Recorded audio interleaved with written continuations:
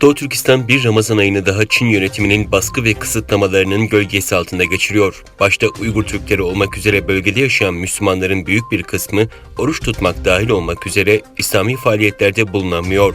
ABD Dışişleri Bakanlığı'nın 12 Nisan'da yayımladığı 2021 yılı Ülkelerin İnsan Hakları Raporu adlı raporda Çin'in Doğu Türkistan'da soykırım yapmaya devam ettiği teyit ediliyor.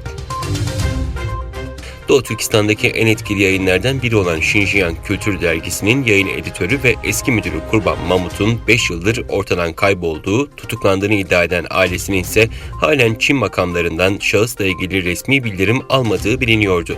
Özgür Asya Radyosu'nun haberine göre Kurban Mamut'un Amerika'da yaşayan oğlu, dolaylı yollardan aldığı bilgilere göre annesi ve ablasının dışarıda hayatını idame ettirmeye çalıştığını, ancak babası Mamut'un 15 yıl hapis cezasına çarptırıldığı, şu an 70 yaşın üzerindeki babasının kötüleşen sağlık durumu yüzünden hapishane hastanesine kaldırıldığı bilgisine ulaştığını bildirdi. Kazakistan Başbakanı Alikan Samilov, Kırgızistan Cumhuriyeti'nin Kazakistan Cumhuriyeti olağanüstü ve tam yetkili büyükelçisiyle görüştü. Başbakan Samilov, ikili ticareti tartışırken ürün yelpazesini genişletme ve çift yönlü ticareti mevcut 1 milyar dolar seviyesinden 2 milyar dolara çıkarma ihtiyacına işaret etti.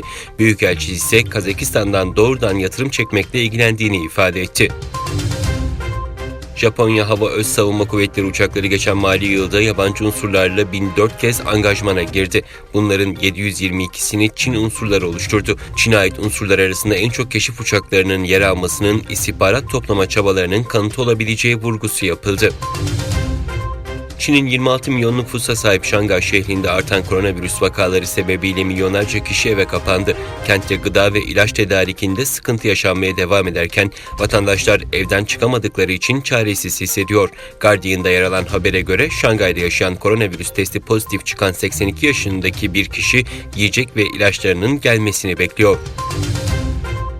ABD'nin casus uydusu SpaceX tarafından uzaya gönderildi. Uydu Kaliforniya eyaletindeki Vandenberg hava üssünden fırlatıldı. Fırlatma teknik sorunlar ve hava koşulları nedeniyle 2 kez ertelenmek zorunda kalmıştı. Keşif uydusu da denilen casus uydular askeri veya istihbari donanımları taşıyor ve uzayı değil yeryüzünü tarıyor.